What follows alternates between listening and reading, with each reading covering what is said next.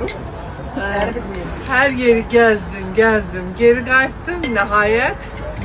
Hara geldim Elçaço'ya. Elçaço doğma yerdi. Necə ata yurduna həsrət qalanda qaçırsan, gəlirsən, necə ananı özləyəndə qaçıb gəlsən, amma Elçaço mənim üçün şəxsən elə bir yerdir. Ona görə Allah bu ocağa çox bərəkət versin, süfrəniz həmişə belə açıq olsun. Düzdür, mən axşam yeməyimi yemişəm sayılır, çayınızı içməyə gəldim.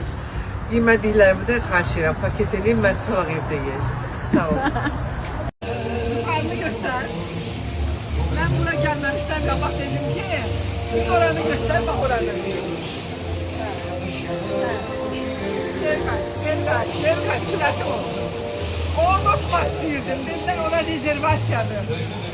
Allah'a qurban olun, Allah yağışda tətöktü. Mən burada çüşdə qalmışdım, mən oldum yuxarı. Halkına doldururlar, bu neye bırak? Hamı bura gitti. Yağışa bak, yağışa. Bura Elçaço'dur. Cemaatin az günü yağışa döndü, suya döndü. Bu da bizimkiler. Yanındaki Kamran falan yoktu, bana inanmırsınız.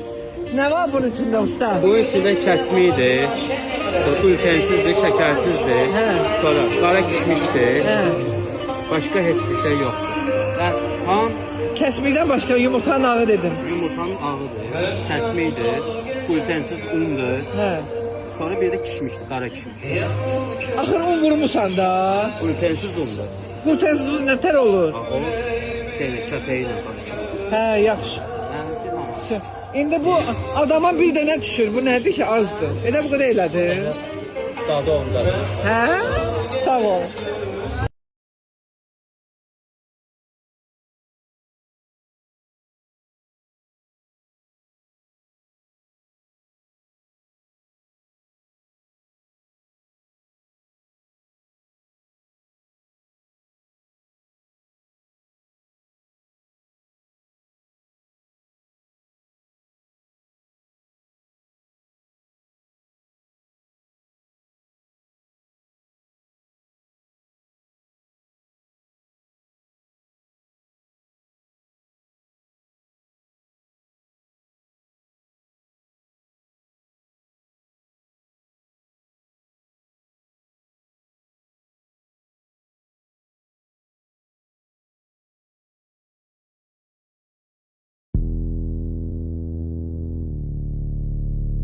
Sən kömək olsun qadar.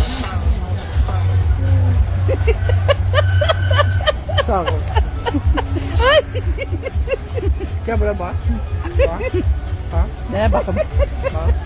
Ne kadar kalıp? Ne kadar? Neçə də gözüm görmür. 533. Şimdi bak. Bunu yok, karasını. Sen ondan yedin. Kara. Qabığını göstərmədin. Şimdi bak. Neçə kaloride bakalım. Gözleri bak. Göstər görmürəm.